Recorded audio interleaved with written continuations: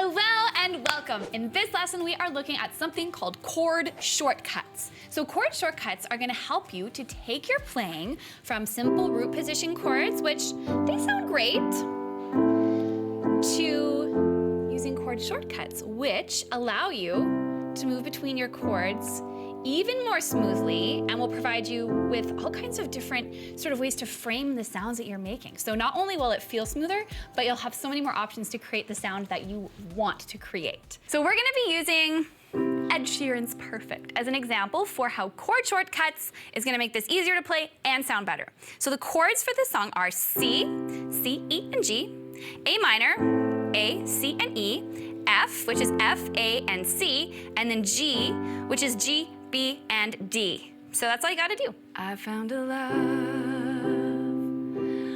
for me. I know you're singing along right now. Darling, just dive right in and follow my lead. So if you can do that, you are winning. Those are the 4 chords for this song and a billion other popular songs too. But let's look at chord shortcuts, how they can make this sound better. Newsflash! You do not have to play chord notes in the order they appear when you play them in root position. So if I've got my C chord to begin my song, I found a love, and I'm moving to A minor next, I can go down to A minor, or I can think to myself, what notes does an A minor chord use? Well, it uses A, C, and E. And if I look at my hand, I'm already playing a C and an E. So G is here and A is here. I'm not gonna use that fingering, that's very uncomfortable, so I'm gonna swap to my 2 finger. But look it.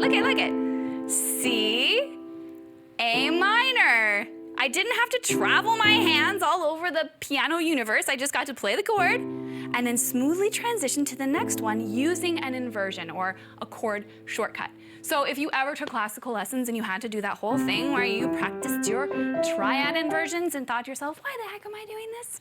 This is why. It's so exciting. So look at this. C, I found a love for me. Our next chord is F. So we need the notes F, A, and C. And if I look at my hand again, check this out, I'm already playing an A and I'm already playing a C. The transition is that smooth. So, for me, darling, just dive right in and follow my... Now we have some choices. So we're going to be moving to a G chord, which needs a G, a B, and a D. Now, if you just take your whole hand and go, arch, look at that, D, G, and B, we've got them. Lead. I also could have gone from here to B, D, and G here, or, and follow my lead. Just played it in root position. All of those options sounded good. The point is that I had choices because I was connecting the dots, thinking about where I am, where do I need to go, and what are the notes, and what is the most efficient way for my hand to get there. And follow my lead. I kind of like this way. So that's how chord shortcuts work. Now there are a couple sort of general rules of thumb. If you start in a root position chord and you move to the relative minor, which in this case is an A, you can always do this movement. So you might want to just practice this transition a few times, just to get used to it. So this is our minor chord. We could also call it the minor 6. To move from this shape, we can move to our 4 chord from this movement here. So I've kind of created like a little practice drill for myself for each of these chord movements based on the shortcuts that I chose. And then the next movement, I'm just gonna practice this. And then when I'm ready, I found a love. Here's the movement for me. Darling, just dive right in and follow my lead. Now, here's where things can get really fun. I'm gonna do that exact same progression, but this time I'm going to start with a different inversion. I'm gonna start here. G, C, and E. I found a girl. So what's the most efficient way to get to our next chord, which is A minor? Look at this. A, C, E. Beautiful and sweet. Next chord is F, needs F, A, C. Look at, I never knew there was, I don't know if I'm saying the words right, waiting before. Where's the G chord? G, B, D, me. Because we were just kids when we...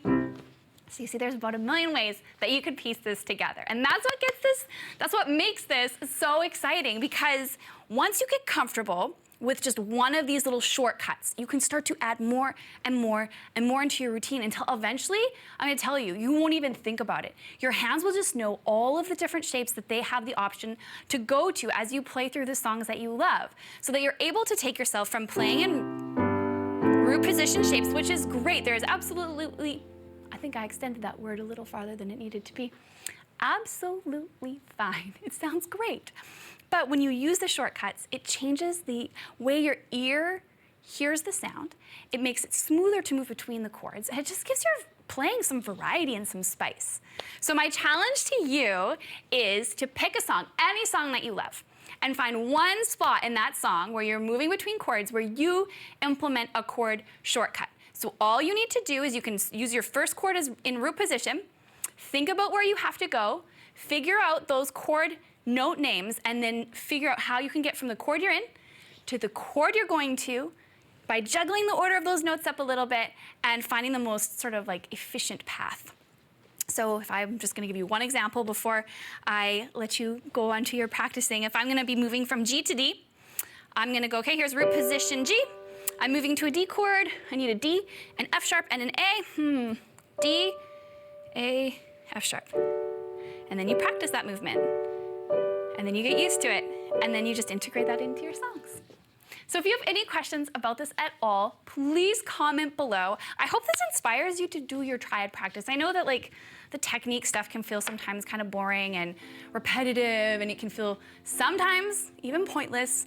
And I hope that looking at chords this way helps you understand why practicing your triad inversions is a really good idea, how it can help you become a better player, and I hope it inspires you to want to sit down and play some songs. So happy practicing, and we'll see you next time. I found a love for me, darling, just dive right in and follow my lead. I found a girl, beautiful and sweet. I never knew there was that someone waiting for me, 'cause we were just kids when we're so in love, not knowing what that was. I will not give you up this time. I found a love for